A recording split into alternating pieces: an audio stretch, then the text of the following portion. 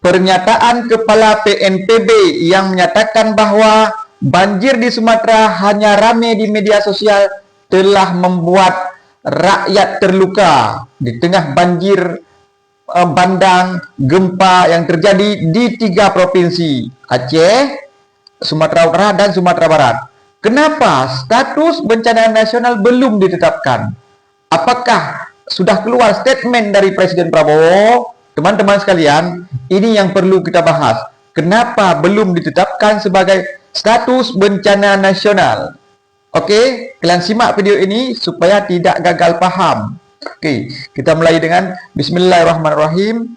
Alhamdulillah, Allahumma sholli ala Muhammad.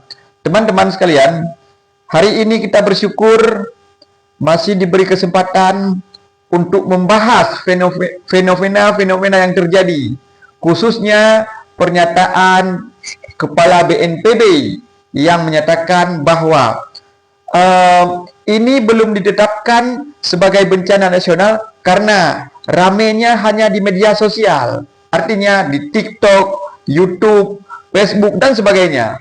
Rame diperbincangkan, padahal di dunia nyata, di tempat-tempat banjir itu biasa aja, cuma belum bisa komunikasi.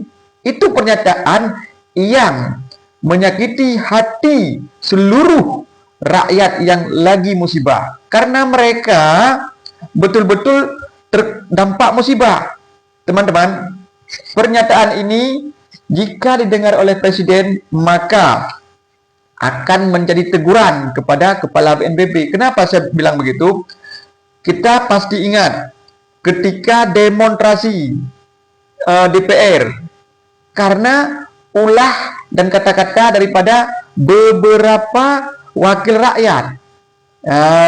Jadi teman-teman, setelah kejadian itu Presiden Prabowo menyatakan tidak boleh menyakiti perasaan rakyat dengan kata-kata hedon, artinya memamerkan kekayaan di media sosial. Itu khusus kepada pejabat-pejabat ya, itu nggak boleh. Jika menyakiti perasaan rakyat, maka Presiden Prabowo pasti akan menegur. Nah, siapakah Kepala BNPB ini? Teman-teman sekalian, Kepala BNPB itu sebenarnya orang baik. Dia TNI aktif, Letnan Jenderal. Tapi kenapa dia mengeluarkan kata-kata ini? Ini yang jadi pertanyaan. Sebenarnya teman-teman, kata mulutmu harimaumu. Mungkin maksud beliau bukan begitu. Tapi ingat, kalian setuju nggak? Kalau status nasional belum ditetapkan padahal 3 provinsi. Kalian pasti banyak nggak setuju. Karena ini bukan gempa biasa, banjir biasa. Tapi sudah menelan ribuan orang. Kalian pasti ingat tsunami. Tsunami di hari pertama, hari kedua itu nggak ada korban, nggak ada hubungan internet, jadi nggak bisa berkomunikasi. Ini hampir mirip dengan tsunami.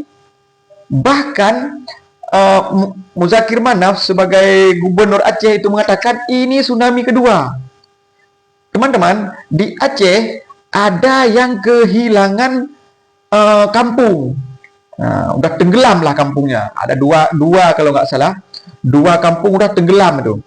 Artinya ini luar biasa. Jadi jika kampungnya sudah hilang, apa mungkin orang banyak yang selamat? Ya kan?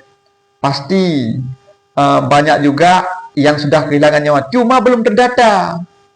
Nah, jadi inilah yang membuat rakyat marah, komplain dengan pernyataan yang dikatakan oleh Kepala BNPB. Dan kenapa belum ditetapkan sebagai bencana nasional? Ingat teman-teman, ini tiga daerah. Mungkin harus dilihat dulu. Yang pertama Aceh. Gimana jembatan-jembatan hilang? Apa perbedaan jika tidak ditetapkan sebagai bencana nasional? Artinya daerah yang menanggung beban. Biaya-biaya itu daerah. Tapi ingat di sini teman-teman, ini ada suatu perbedaan pendapat antara Prabowo dan Kepala BNPB. Kepala BNPB menyatakan belum bisa bencana nasional, tapi Presiden Prabowo mengatakan, ini kita tinjau terus, artinya bantuan terus datang. Nah, masih ada harapan teman-teman. Jadi buat teman-teman, ada harapan bencana nasional ditetapkan. Jika ini benar-benar tidak bisa dihadapi oleh provinsi. Nah, kalian lihat kan, itu jembatan hilang. Berapa banyak jembatan yang hilang? Berapa banyak rumah-rumah yang hilang? Kampung yang hilang? Saya rasa status bencana nasional akan segera ditetapkan setelah didata. Inilah presiden yang betul-betul menimbang, tidak sembarang mengeluarkan kata-kata. Begitu juga kepada Kepala BNPB. Kita harapkan beliau benar-benar memperhatikan anjuran dari Presiden Prabowo dan kalau bisa segera meminta maaf kepada rakyat supaya ini tidak menjadi viral. Karena kalau viral ini berbahaya bagi posisi Kepala BNPB, ya kan? Bahkan ada yang mengatakan tuh copot aja Kepala BNPB. Ya, padahal Kepala BNPB itu orang baik sebenarnya. Cuma itulah mulutmu harimaumu. Ketika mengeluarkan kata-kata seolah-olah ramainya di medsos, maka di medsos ini menyerang Kepala BNPB. Bagaimana pendapat kalian teman-teman? Cocok nggak kalau Kepala BNPB diganti atau Kepala BNPB ditegur? Nah, saya rasa Kepala BNPB perlu ditegur keras oleh Presiden Prabowo supaya pejabat-pejabat lain tidak sembarang mengeluarkan kata-kata, apalagi di saat musibah. Presiden saja masih mengkaji, artinya ada harapan ini status bencana nasional. Nah, karena daerah tidak mungkin bisa menahan biaya ini, teman-teman. Dan kalau status bencana nasional ditetapkan, maka bantuan dari luar pun sudah mudah. Seperti ke Aceh, dari Malaysia sudah datang.